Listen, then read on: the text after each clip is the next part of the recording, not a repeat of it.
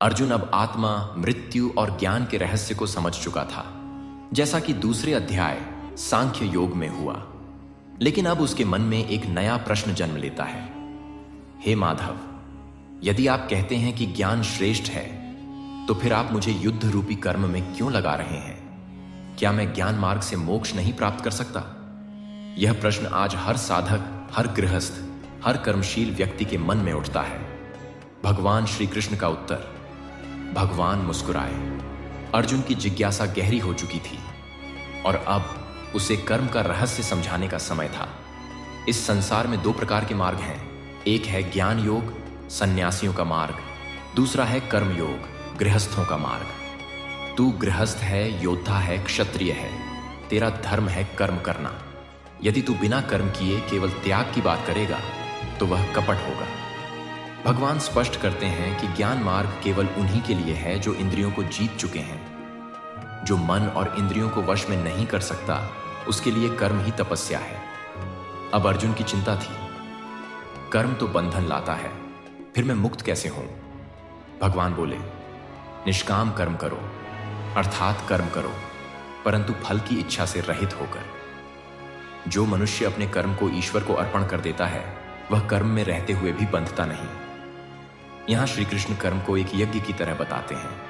जैसे यज्ञ में हवन समर्पित किया जाता है, वैसे ही जीवन के कर्म भी परमात्मा को समर्पित करने चाहिए।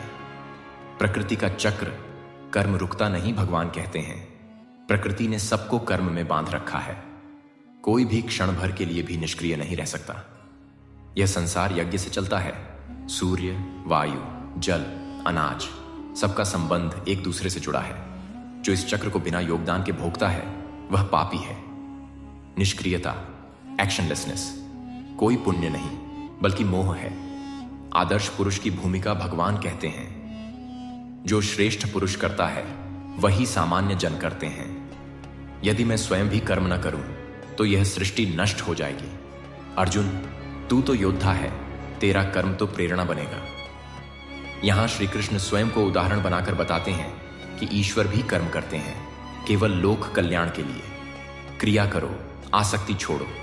कर्म में आसक्ति ही बंधन है। जो मन से स्वयं को कर्ता न मानते हुए केवल शरीर को कर्म में संलग्न रखता है, वही मुक्त होता है। जैसे कमल का फूल पानी में रहते हुए भी गीला नहीं होता, वैसे ही कर्म करते हुए भी आत्मा निर्लिप्त रह सकती है। श्री कृष्ण अर्जुन को एक और गहरा संकेत देते हैं। जो अज्ञानी लोग कर्म में आसक्ति रखते हैं, उन्हें कर्म से विमुख मत कर, बल्कि स्वयं कर्म करता हुआ उन्हें प्रेरणा दे। यह व्यवहारिक जीवन की नीति है। दूसरों को उपदेश देने से पहले स्वयं को उदाहरण बनाना चाहिए। हे अर्जुन, जो मोह, क्रोध, लोभ से जन्मा विकार है, वह तेरे धर्म में बाधा है। श्री कृष्ण बताते हैं कि यह रजोगुण ही मनुष्य को कर्म से भ्रमित करता है।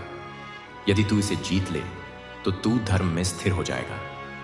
सबसे पहले इंद्रियों को जीत, फिर मन पर शासन कर और अंत में बुद्धि को परमात्मा में स्थिर कर। यही आत्मसंयम है। निष्कर्ष, कर्म ही पूजा है, यह अध्याय सिखाता है। कर्म से भागो मत, उसे ईश्वर को अर्पण करो। बिना फल की इच्छा से कर्म करने वाला ही सच्चा योगी है। निष्क्रियता आध्यात्म नहीं है, बल्कि कर्म में आत्मा की स्थिरता ही वास्तविक मुक्ति है। जो स्वयं उदाहरण बनता है, वही दूसरों को मार्ग दिखा सकता है। अर्जुन की आंखों में चमक थी। अब वह समझ चुका था, त्याग का अर्थ भागना नहीं होता, बल्कि कर्तव्य में अडिग रहकर फल का त्याग करना ही सच्चा संन्यास है। श्री कृष्ण की वाणी अब उसके रक्त में प्रवाहित हो रही थी और यह ज्ञान उसके रथ को युद्ध की ओर नहीं, धर्म की ओर बढ़ा रहा था।